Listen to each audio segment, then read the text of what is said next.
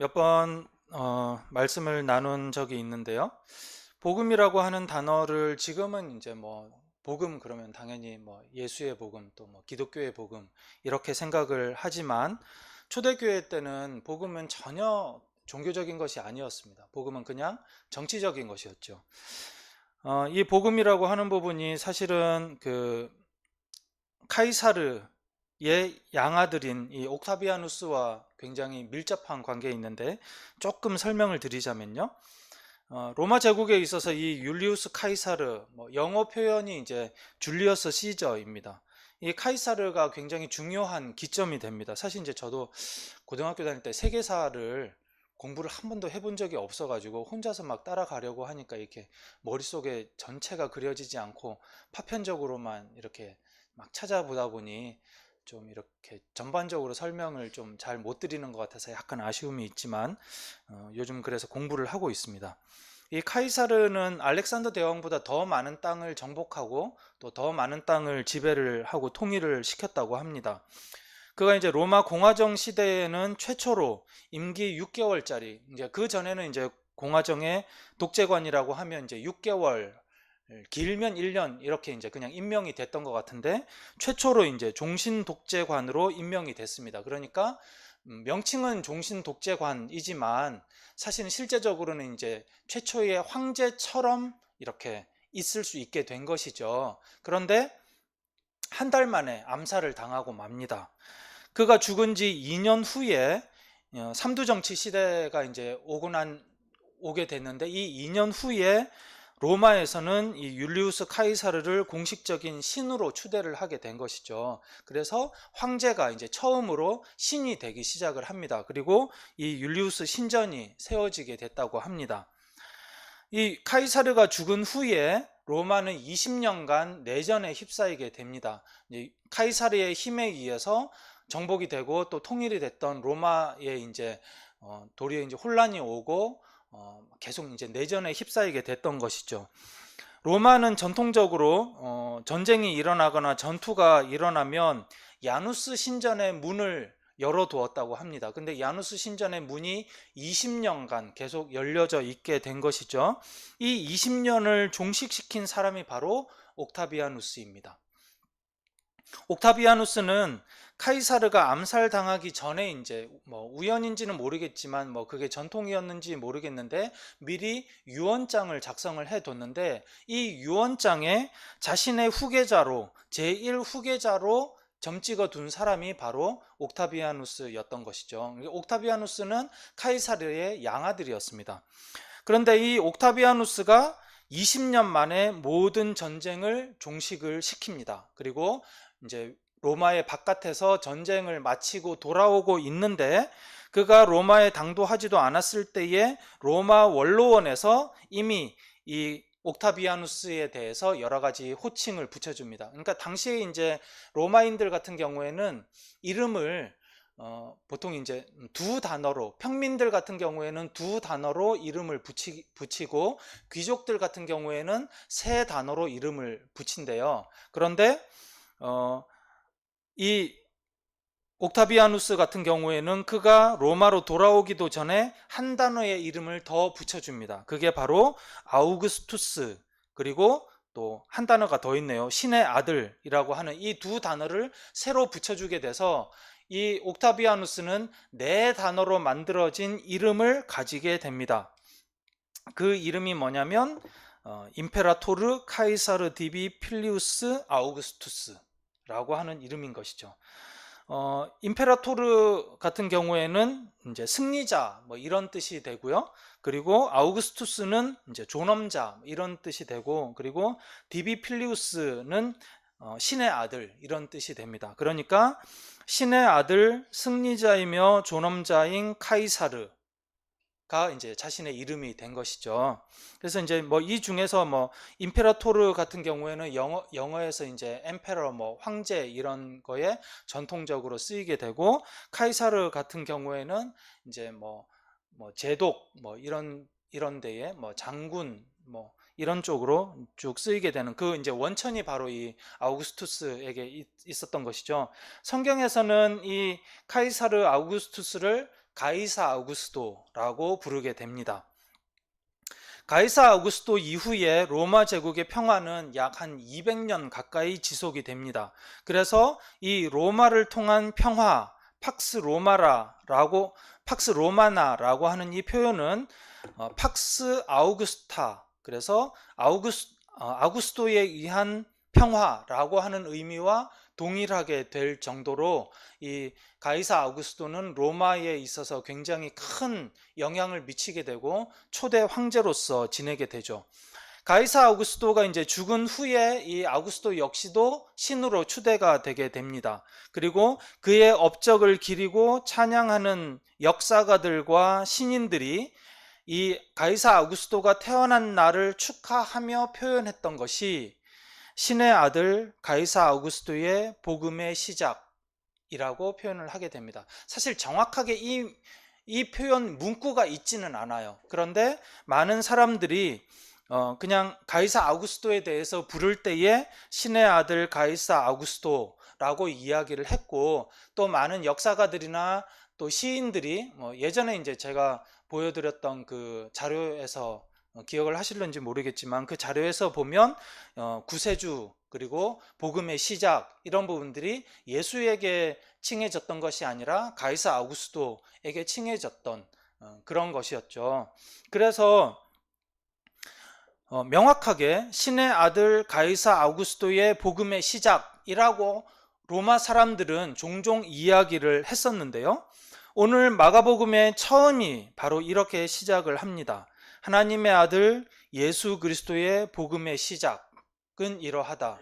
저는 개인적으로 예수의 복음을 단순히 그냥 복음이다, 예수 그리스도의 복음이다 라고 이야기를 한 것이 아니라 당대의 많은 사람들이, 특히 귀족들과 큰 세력을 가지고 있었던 사람들이 그냥 대부분이 이야기하고 있었던 신의 아들 가이사 아우구스도의 복음이라고 할 때 거기에 분명하게 대항해서 마가는 하나님의 아들 예수 그리스도의 복음이라고 선언을 하면서 이 마가복음을 썼다고 생각을 합니다.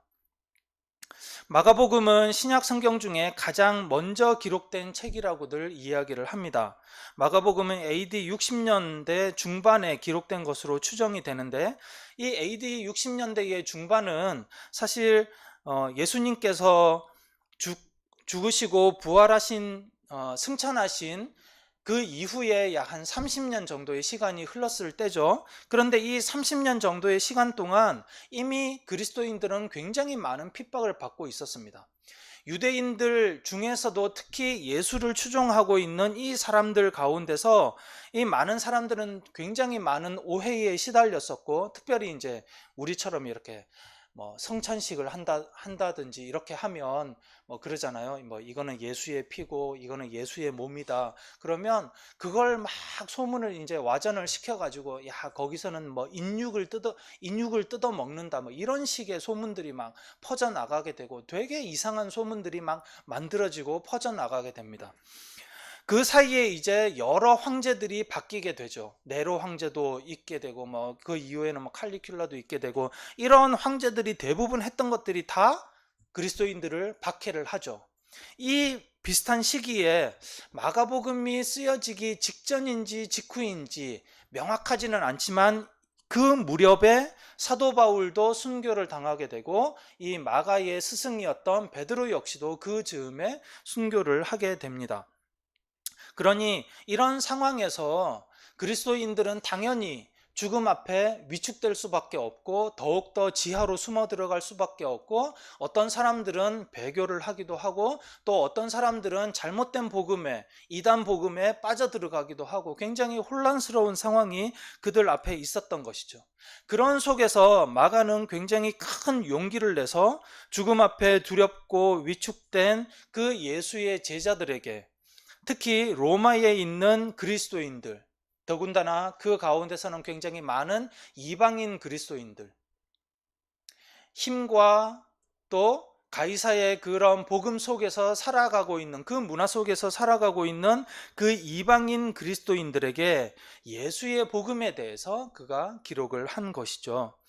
우리는 이제 익숙하게 마가복음이라고 이야기를 하지만 사실 이 책 마가복음의 이전에는 복음서라고 하는 장르가 없었습니다. 조금 전에도 말씀을 드렸듯이 복음이라고 하면 어떤 황제가 태어나거나 아니면 황제로 인한 그 시대가 시작이 됐을 때, 황제로 인한 그 평화를 선포할 때, 이럴 때야 붙여지는 그 단어가 복음이었기 때문에 우리 그리스도인의 복음이나 이런 부분에 붙여서는 이것이 거의 최초라고 이야기를 할 수가 있었던 것이죠.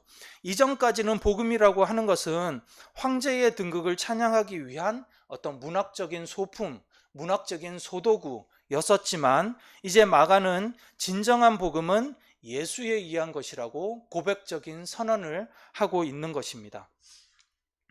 오늘 본문은 3단계로 진행을 합니다. 광야에서 외치는 이의 소리가 있을 것이다 라고 예언을 하는 것을 그 시작으로 하고 있고요. 그 다음에 세례 요한의 선포의 소리, 그리고 하늘의 소리가 있습니다. 이 첫 번째 소리는 광야에서 외치는 이의 소리가 있을 것이라고 하는 예언입니다. 마가는 예언자의 말을 인용해서 구약의 예언이 성취되었다는 것을 보여주는데, 구약의 예언은 이사야의 말입니다. 그런데 실제로는 출애굽기, 그리고 말라기, 그리고 이사야, 이 세 부분이 조합되어 있습니다. 가지고 계신 성경을 보시면서 같이 보시면 조금 더 좋겠는데요. 1장 앞쪽에서 보시면 보아라, 내가 내 심부름꾼을 너보다 앞서 보낸다 라고 하는 것은 출애굽기의 내용입니다. 이것은 가나안을 향해 가는 모세에게 앞서 천사를 보낼 것이다, 그리고 길을 인도하실 것이다 라고 하면서 하나님께서 말씀하신 내용입니다. 그리고 그가 내 길을 닦을 것이다 라고 하는 것은 말라기의 내용인데, 이것은 메시아에 앞서 준비된 사람이 길을 닦을 것이다 라고 하는 그런 내용입니다. 그러니까 이런 내용들을 보면 예수께서 메시아시다 라고 하는 것을 마가는 이야기를 하고 있고요. 그리고 이제 3절에서 이사야 선지자의 말을 이야기를 합니다. 이 3절의 이 내용은 옛날 이집트를 상대로 백성을 이끄신 하나님께서 약속의 땅으로 가신 것처럼 이제 예수께서 자기 백성을 이끌고 하나님 나라에 입성하실 것이라고 하는 것을 여기에서 암시적으로 보여주고 있는 것이죠. 그러니까 이 첫 번째 소리 1절에서 3절까지의 이 구약의 소리는 예수께서 메시아이시며, 또 세례 요한은 하나님께서 예수님 앞서 보내신 사람이다 라고 하는 것을 여기에서 말씀을 하고 있는 것입니다. 두 번째 소리는 세례 요한의 소리입니다. 이 부분은 좀 간략하게 좀 압축해서 이야기를 하자면, 세례 요한은 이제 이후에 예수님께서 하나님의 나라를 열면서 하나님의 나라가 왔다라고 이야기를 하고 있는 그 내용에 대해서 미리 이제 세례 요한이 선포를 하고 있는 것인데, 그 선포의 첫 번째 내용이 무엇인가 하면 회개하라라는 것입니다. 회개의 세례를 받으라라고 선포를 하는데, 근데 구약적인 배경에서는 사실 우리는 이제 요즘 회개에 대해서 너무 익숙하잖아요. 회개하고 예수님을 믿으십시오 라고 이야기를 하면, 아 그래, 내가 돌이키고 마음속에서 뉘우치고 이제 이런 쪽의 생각들을 먼저 하게 됩니다. 그런데 구약적 전통에서는 회개는 양심의 가책이나 마음의 변화를 이야기한 적은 없습니다. 언제나 회개는 죄로 인해서 잘못된 방향으로 가고 있는 그 사람이 그 길을 돌이켜 오는 것을 회개라고 이야기를 하고 있는 것이죠. 죄 역시도 마찬가지입니다. 우리는 죄라고 하는 것을 단순히 나쁜 짓을 하는 것을 죄라고 생각하지만, 그러나 구약에서 그리고 신약 성경에서는 명확하게 늘 죄라고 하는 것은 잘못된 방향으로 가고 있는 것을 죄라고 이야기를 합니다. 그러면 잘못된 방향으로 가고 있다라고 할 때는 여기에 전제가 되는 것이 무엇인가 하면 출발점이 분명하게 있는 것이죠. 어디에서 출발해서 잘못된 방향으로 가고 있느냐? 언제나 하나님으로부터 출발해서 잘못된 방향으로 가고 있는데, 여기에서 돌이켜서 오는 것, 삶의 방법들을 바꾸는 것, 이것이 회개인 것이죠. 그렇다라고 한다면 세례 요한이 회개의 세례를 선포하는 것은 그냥 단순히 네가 양심의 가책을 느끼고 예수를 믿어라 이 이야기를 하는 것이 아니라 너희가 지금 하나님을 떠나서 잘못된 삶을 살아가고 있으니 그 길에서 돌이켜서 하나님 앞으로 오라 라고 이야기를 하고 있는 것이죠. 그리고 세례 요한은 굉장히 훌륭한 사역자였지만 그의 메시지는 더 큰 메시아 예수 그리스도를 분명하게 지칭을 하고 있습니다. 마지막 세 번째 소리는 하늘로부터 오는 소리입니다. 예수님께서 세례를 받으실 때 하나님께서 임재하시고 비둘기의 모습으로 임재하시고 그리고 선언합니다. 여기서 내 사랑하는 아들이다. 내가 너를 좋아한다. 라고 하늘에서 선포하는데 이것 역시도 구약에서 있었던 내용입니다. 내 사랑하는 아들이다 라고 하는 것은 메시아를 왕으로 묘사하는 시편의 내용이고요. 그리고 내가 너를 좋아한다. 다른 번역에서는 내가 너를 기뻐한다 라고 되어 있는데 이건 역시도 이사야 선지자가 메시아를 선포하는 그런 내용입니다. 그런데 특별히 내가 너를 좋아한다 라고 하는 것은 이사야 선지자가 메시아를 고난받는 종으로 묘사할 때 사용됐던 표현입니다. 그러니까 사실 이 당시에 이스라엘 유대가 있었던 이 유대인들 주변에는 굉장히 많은 복음이 있었죠. 네로 황제도 자기가 등극했을 때 복음의 시작이다 라고 이야기를 했어요. 그러니까 복음은 막 넘쳐났습니다. 이 황제가 올라오면 이 황제의 복음, 저 황제가 올라오면 저 황제의 복음, 복음은 많았어요. 메시아도 많았습니다. 이 사람이 스스로가 메시아라고 이야기를 하고 다른 사람이 또 주변에 있는 사람이 이 사람이 메시아라고 하고 메시아는 굉장히 많았었습니다. 하지만 이 모든 메시아들은 동일하게 다윗의 때와 동일한 그 부흥을 일으키려고 하는 정치적인 메시아였습니다. 단 한 사람도 이사야 선지자가 이야기했던 그 고난받는 종, 섬기는 메시아, 이런 메시아는 없었다는 것이죠. 하지만 이제 세례 요한이 선포하고 예수께서 선포하고 마가가 선포하는 이 복음은 고난받는 종으로서의 메시아였던 것이죠. 특별히 아이러니하게도 이 세 번째 광경, 예수께서 세례 받으시는 이 모습은 왕의 대관식입니다. 이 대관식이 화려한 왕궁에서 일어나는 것이 아니라 그 초라하고 요즘처럼 주변에 걸을길이 잘 조성되어 있는 그런 강도 아니라 허름한, 내려가기에도 불편하고 올라오기에도 불편한 그냥 물과 흙밖에 없는 그런 요단강에서 예수님께서 왕으로서 등극을 하고 있는 것이죠.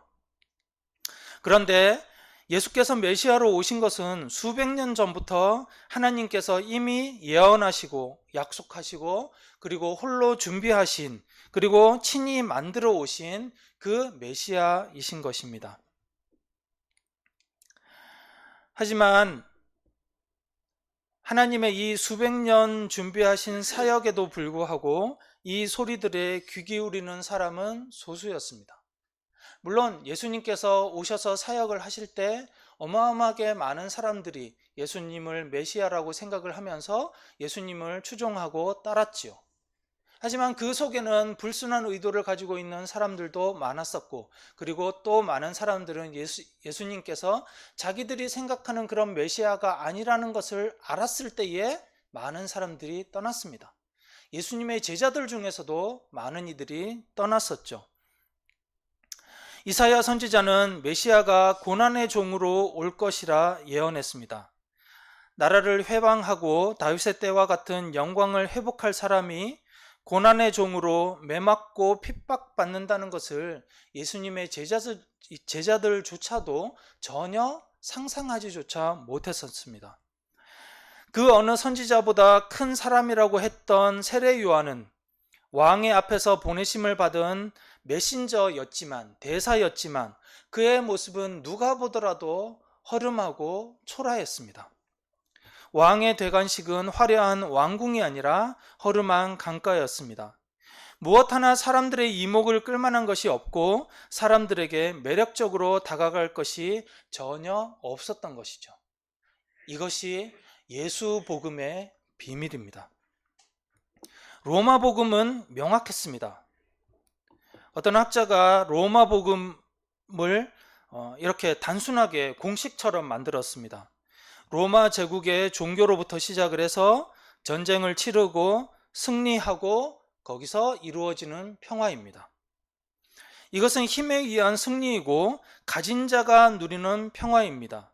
이 평화에 들어가기 위해서는 함께 전쟁에 참가하고 함께 승리해야 함께 평화를 가질 수 있습니다. 다른 말로 이야기하면 반대편에서 전쟁에 패배한 사람에게는 죽음뿐이 없었습니다.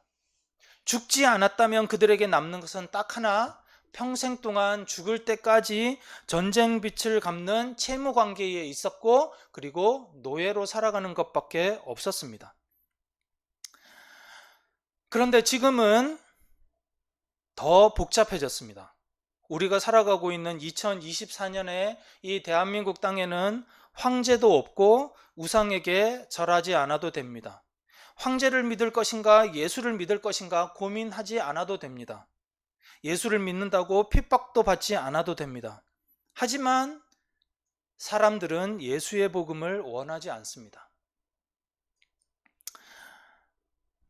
그렇다면 사람들은 복음이 없이도 살아갈 수 있을까? 그렇지는 않습니다. 사람들은 끊임없이 복음을 찾습니다.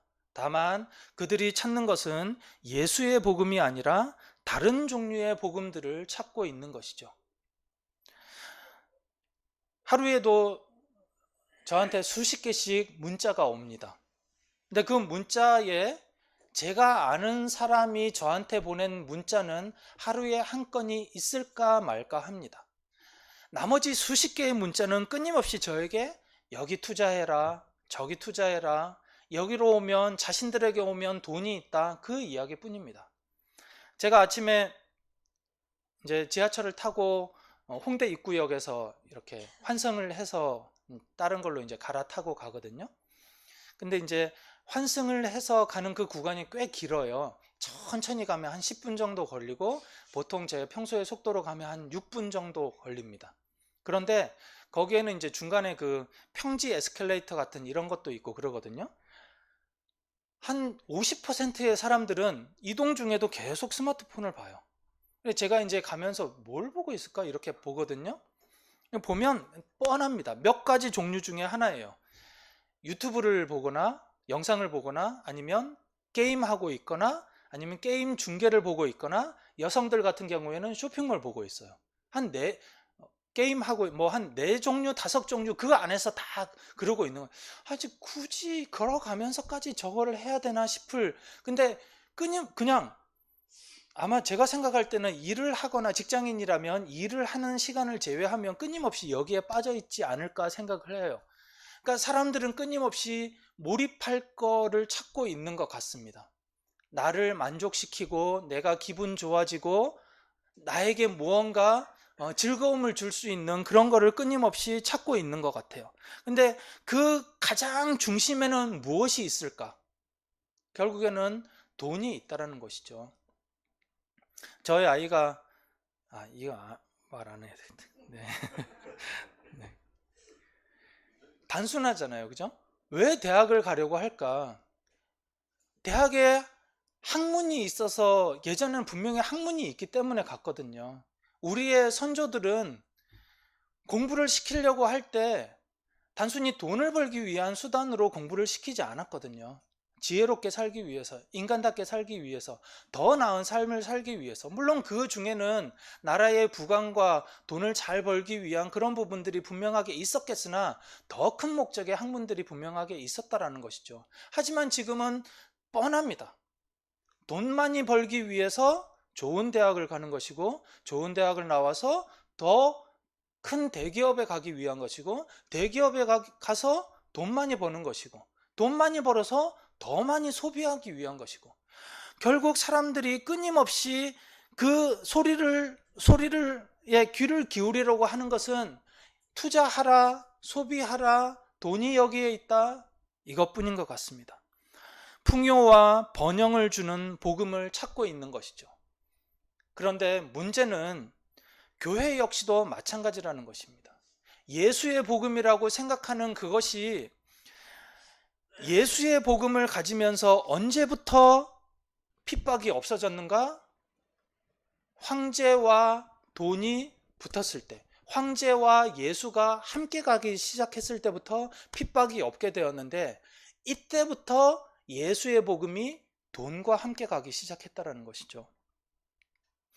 더 큰 문제는 교회 안에서 이런 복음을 찾고 있는 것뿐만 아니라 이런 소비할 수 있는 능력이 없는 사람은 패배자이고, 그리고 세상을 살 가치가 없다고 여기는 것 같다라는 것입니다. 그러니까 내가 소비를 할 수 있는 능력이 있는 사람, 먼저 소비를 할 수 있는 능력을 달라고, 그러니까 돈을 많이 달라고 계속 기도를 하는 것이죠. 그리고 정말 그렇게 되면 당당하게 살아가지만, 젊은이건 노년이건 그런 능력이 없는 사람은 이 땅에서 살아갈 가치가 없다고 스스로 여겨버리는 것이죠. 이것이 정말 심각한 문제라고 생각을 합니다. 결국 로마의 복음에 편승했던 사람은 거기에 로마의 복음 안에 있는 사람은 평화를 누리지만, 로마의 평화 밖에 있던 사람은 죽음을 찾았던 것처럼 이 시대 역시도 돈의 복음 안에 있는 사람은 그 복음 안에서 평화를 누리지만, 그 바깥에 있는 사람은 결국 다른 것을 생각을 하게 되는 것 같습니다. 사랑하는 가족 여러분, 마가복음은 복음으로 시작해서 복음으로 끝납니다.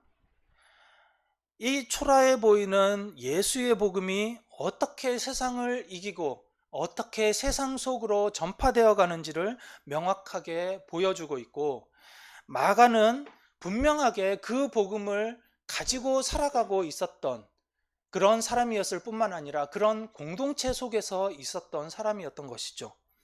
우리 역시도 마찬가지입니다. 참 복음을 우리가 구분할 수 있어야 되고, 그리고 소유하고 따라야 되는 것이 이 시대에 우리가 넘어서 교회가 가야 되는 길이라 생각을 합니다. 사랑하는 가족 여러분, 저는 이 복음이 분명하게 세상을 이길 수 있다고 믿고 있습니다. 그리고 우리가 그 예수 복음 안에서 살아가면서 그 공동체가 이 땅 가운데 그 복음을 또 드러내야 되는 그런 소명이 있다고 생각을 합니다. 우리 사랑하는 넘어서 공동체가 그 예수의 복음이 우리 가운데 부끄럽거나 초라하지 않고 도리어 세상을 이기는 참 복음이라고 믿을 뿐만 아니라 그 길을 따르고 전파하는 우리가 될 수 있기를 예수 그리스도의 이름으로 축원합니다.